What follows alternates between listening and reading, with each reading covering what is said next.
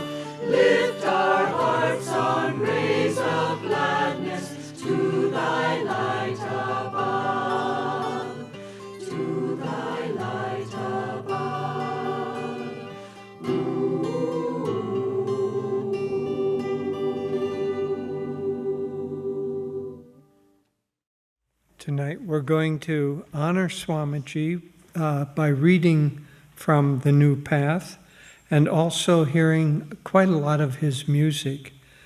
In The New Path, he talked about, after he first read the autobiography of a yogi, that he was so wonderstruck and so touched by it. He said he vacillated between tears of laughter and tears of joy in reading that after a very long search. And we're not talking only about this life, although it certainly included this life, but a very long search where the heart, almost as if wandering through desert sands looking for an oasis. Imagine not just a day or a week or even a month of wandering, but lifetimes of wandering. And finally you find that oasis that you have so long been seeking. And so Swamiji said that his first reaction upon finding the autobiography of a yogi was the deep, deep desire to find God. It was there, but it was rekindled as if embers in a smoldering fire had been blown upon by the breath of Master and burst into flame again. And so that deep desire to find God, but accompanying it, equally strong, was the desire to share that search with everybody that he could, because it was so meaningful to him, so pertinent to him. And so tonight we're going to talk about, and in many ways listen to the different strains of that search. Master said that he, of all the 8 qualities of God, that he radiated particularly the qualities of wisdom, love, and joy.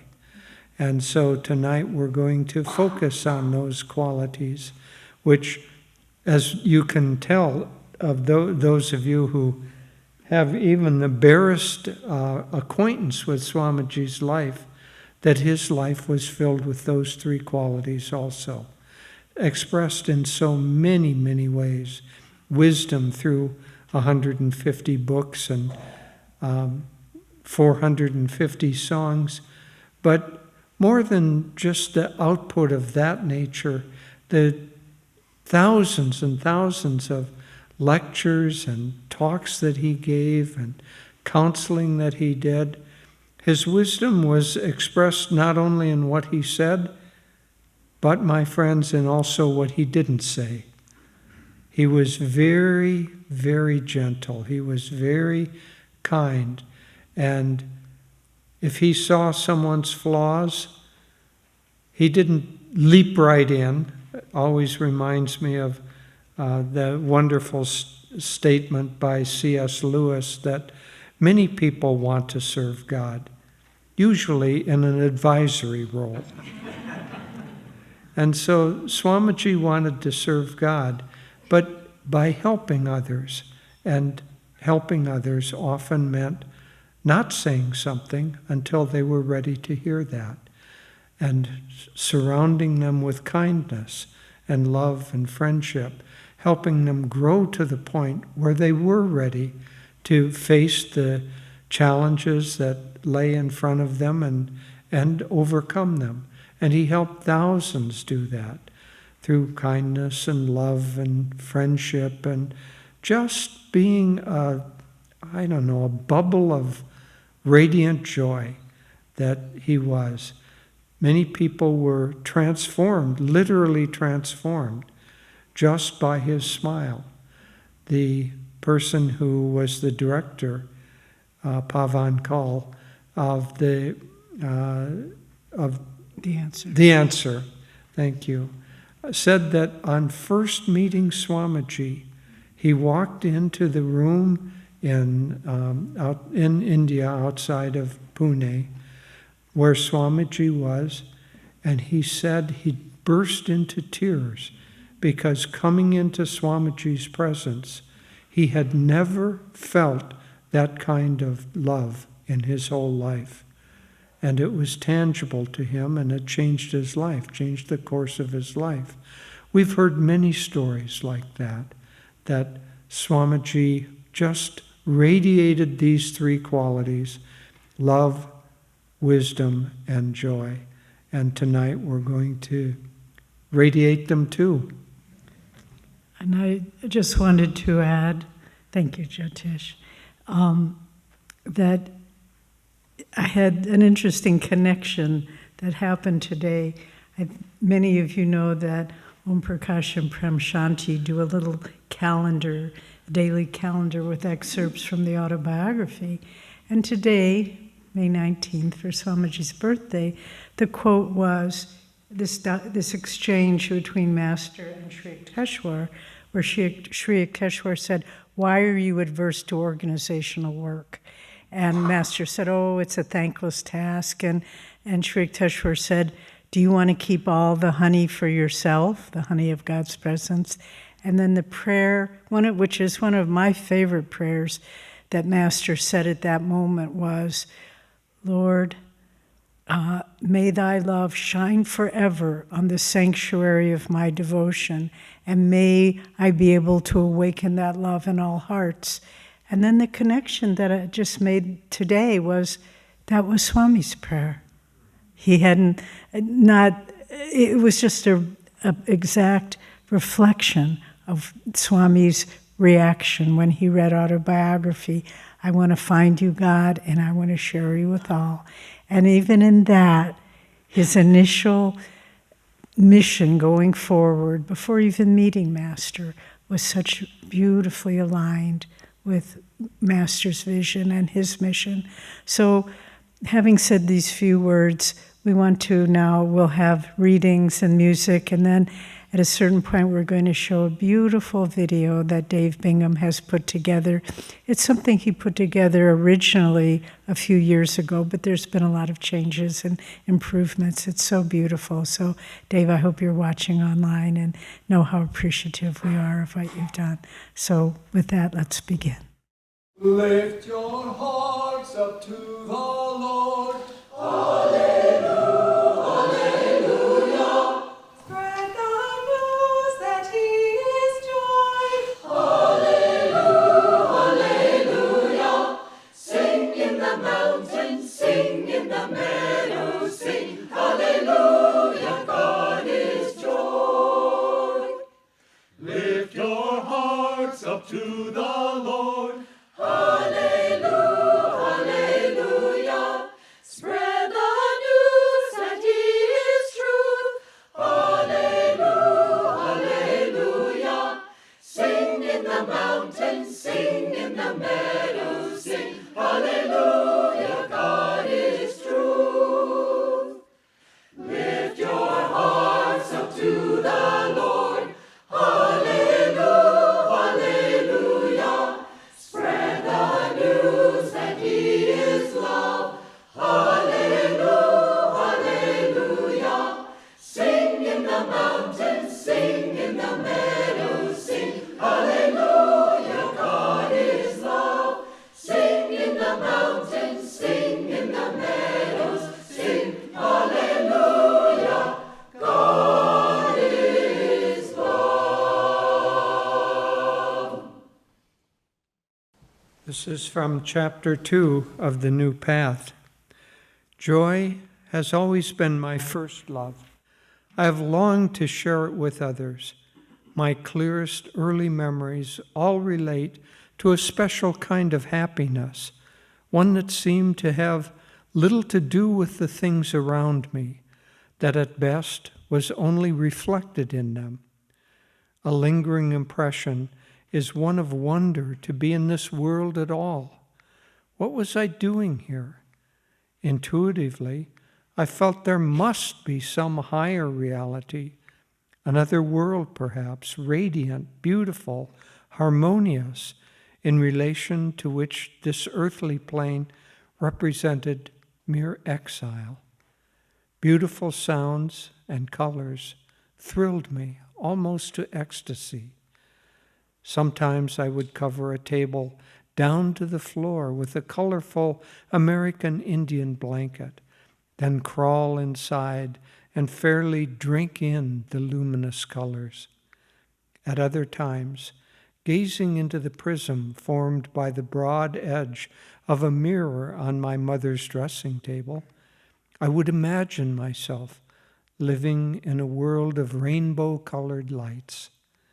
Often also at night, I would see myself absorbed in a radiant inner light, and my consciousness would expand beyond the limits of my body.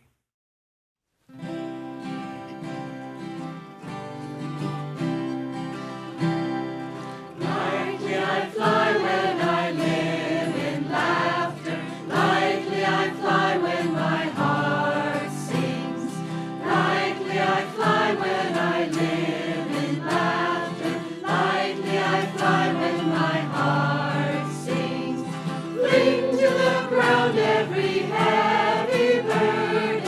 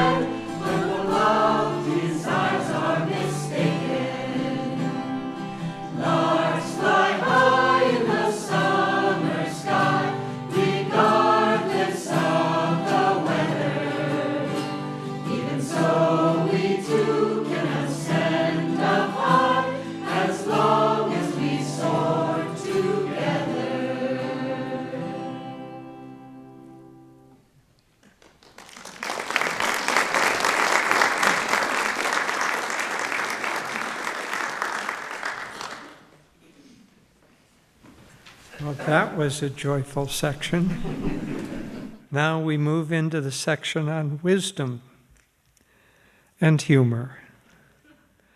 The concept I had of a sage during my college years was one to whom everything was a serious matter. I myself had laughed frequently, but it was often more at folly than in innocent joy. Like most college-trained intellectuals, my notion of wisdom tended to be rather dry. But until the intellect has been softened by heart qualities, it is like earth without water, weighty but infertile. Master was anxious to wean me from this addiction to an arid mental diet, even as I myself was anxious to be weaned. One evening, Norman and I were sitting with him in the kitchen. Master summoned one of the sisters and asked her to fetch a brown paper bag with something in it from his bedroom. When she returned, he switched off the lights. I heard him remove something from the bag, then chuckle playfully. Suddenly, there was a metallic buzzing sound as sparks came leaping out of the toy pistol. Laughing with childlike glee, Master turned the lights back on. Next, from another toy pistol out of the bag, he shot a tiny parachute into the air. We watched together gravely as it descended to the floor. I was utterly astonished. Master glanced at me merrily, though with a covert gaze of calm understanding. "How do you like them, Walter?" I laughed, trying earnestly to enter into the spirit of the occasion. "They're fine, sir." My comment was almost an affirmation. Looking at me deeply now, but with love, he quoted the words of Jesus, "Suffer little children to come unto me, for of such is the kingdom of God." The way to perfection is narrow and steep. The bypaths are many, the pitfalls are deep. By theory alone, many think to arrive. Here's one who could teach them if he were alive.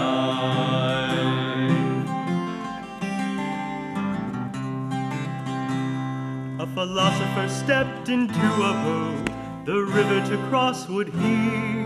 So learned was he thought no man could be half so clever as he. Singing wise, oh, with his book so, such a mighty scholar was he. Singing wise, oh, with his book so, such a mighty scholar was he. To the boatmen he said, Good man, pray tell of the German philosophers three, Schopenhauer, Hegel und Veti Kant, whom you deem the wisest to be. Singing wise, oh, with his book so, such a mighty scholar was he. Singing wise, oh, with his book so, such a mighty scholar was he. Please excuse me, sir, the boatman said, I've not read your philosophers three. All day I'm obliged to ply these oars to support my family and me. Singing wise, oh, with his book so, such a mighty scholar was he. Singing wise, oh, with his book so, such a mighty scholar was he. In that case, my good man, your wretched life is as good as a quarter lost. Why, without the writings of those three men, not a shelf of books would I trust. Singing wise, oh, with his book so, such a mighty scholar was he. Singing wise, oh, with his book so, such a mighty scholar was he. Now then tell me, good man, the scholar said, have you studied the Frenchman Descartes? I've told you before, the other cried, I'm unschooled, hard work is my art. Singing wise, oh, with his book so, such a mighty scholar was he. Singing wise, oh, with his book so, such a mighty scholar was he. Hard work? What a waste! Sad, foolish man. Half your life has been thrown away. Yet still, a fragment might be redeemed. Memorize one theory a day. Singing wise-o with his books-o, such a mighty scholar was he. Singing wise-o with his books-o, such a mighty scholar was he. Of a sudden a storm with raging might did lash that river to foam. Like a drifting pedal it tossed their boat till it seemed they'd never get home. Singing wise-o with his books-o, such a mighty scholar was he. Singing wise-o with his books-o, such a mighty scholar was he. Then the boatman cried, "My learned sir, our chances are growing dim. 2 questions you put me so far this trip. Now I'll ask you one. Can you swim?"